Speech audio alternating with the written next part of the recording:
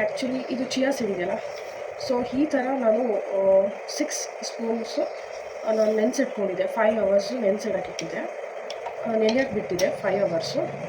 So 5 spoons ಬಂದುಬಿಟ್ಟು ಈ ಥರ ಬಂದಿರುತ್ತೆ, ಈ ಟೈಪಲ್ಲಿ ಬಂದಿರುತ್ತೆ. ಸೊ ಇವಾಗ ಫ್ರೂಟ್ಸ್ ರೆಡಿ ಮಾಡ್ಕೊಂಬಿಟ್ಟೆ, ಆ್ಯಂಡ್ ಡ್ರೈ ಫ್ರೂಟ್ಸ್ ಎಲ್ಲ ಸ್ವಲ್ಪ ಚಾಪ್ ಮಾಡ್ಕೊಂಬಿಟ್ಟೆ. ಆ್ಯಂಡ್ ಲಾಸ್ಟ್ ಬಂದುಬಿಟ್ಟು milk. Okay, sorry, one more last honey. Okay, so ಇವಾಗ ಮಾಡೋಣ. ಓಕೆ,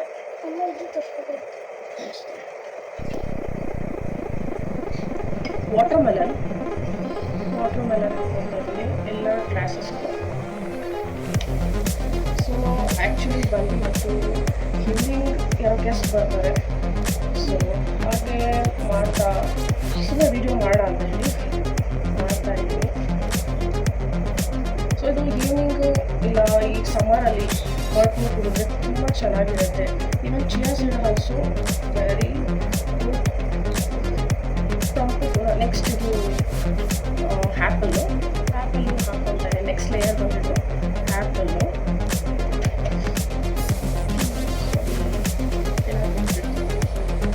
ನೆಕ್ಸ್ಟ್ ಲೇಯರ್ ಬಂದುಬಿಟ್ಟು ಆ್ಯಪಲ್ಲು.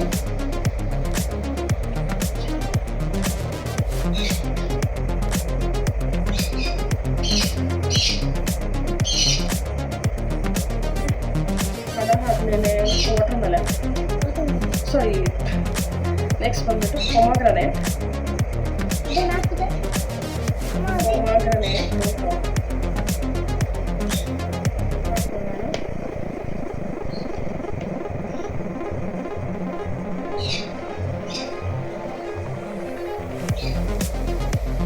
ನೆಕ್ಸ್ಟು ಆರೆಂಜ್ನ ನನ್ನದು ಒಳಗಡೆ ತುಟ್ಕೊಂಡು ಪಲ್ಪೀಸ್ನ ತುಟ್ಕೊಂಡು ಹಾಕ್ಕೊಳ್ತಾ ಇದ್ದೀನಿ.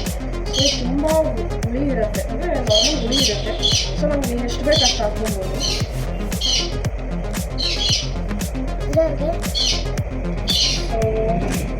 ನೆಕ್ಸ್ಟ್ ಬಂದ್ಬಿಟ್ಟು ಬನಾನ. ಇದು ಆರೆಂಜ್ ಹುಳಿ ಇರೋದ್ರಿಂದ ಸ್ವಲ್ಪ ಮೇಲೆ ಬನಾನ ಹಾಕೋಣ.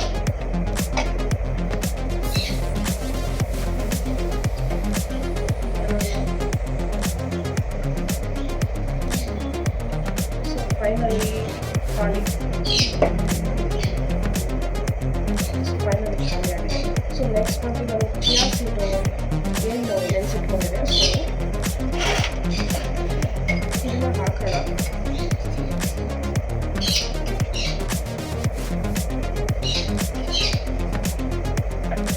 ಏನಂದರೆ ಇದು ನನಗೆ ಚಿಯಾ ಸೀಡ್ ಒಂಥರ ತುಂಬ ಇಷ್ಟ.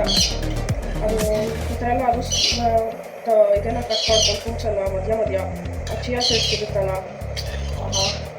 It's very enjoying. ಆ್ಯಕ್ಚುಲಿ ಇದು ಮಿಲ್ಕಲ್ಲೇ ನೆನೆಸ್ಬೋದಿತ್ತು. ಈ ಸಮ್ಮರ್ಗೆ ಒಂಥರ ಸ್ಮೆಲ್ ಬಂದಿರುತ್ತೆ. ಸೊ ಆ ಸ್ಮೆಲ್ ಬರಬಾರ್ದು, ತಿನ್ನಬೇಕಾದ್ರೆ ಚೆನ್ನಾಗಿರ್ಬೇಕು ಅಂತ ಹೇಳಿ ನಾನು ವಾಟರಲ್ಲೇ ಸೋಪ್ ಮಾಡಿದ್ದೆ. ಫೈನಲಿ ಎಲ್ಲ ಗ್ಲಾಸ್ ಹಾಕಿ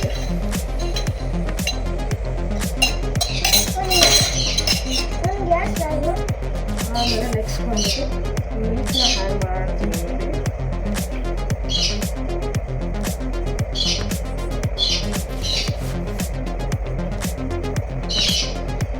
ಮಿಲ್ಕ್ ಹಾಕಬೇಕು. ಆಮೇಲೆ ಇನ್ನೂ ಸ್ವಲ್ಪ ಲಾಸ್ಟಲ್ಲಿ ಇದು ಗಾರ್ನಿಷಿಂಗ್ ಅಂತ ಹೇಳ್ತೀನಿ. ನಾವು ತುಂಬ ಲೇಟ್ ಆಗುತ್ತೆ ಬರೋದು, ಫ್ರಿಜ್ಜಲ್ಲಿ ಇಟ್ಟು ಸ್ವಲ್ಪ ಕೂಲಾಗಿರುತ್ತೆ. ಇನ್ನೂ ಅದು ಸ್ವಲ್ಪ ಮಿಲ್ಕು ಆಲ್ಮೋಸ್ಟ್ ಕಾಲು ಭಾಗ ಹಾಕ್ತೀನಿ. ಸ್ವಲ್ಪ ಬನ್ನಿ ಹಾಕೋಣ.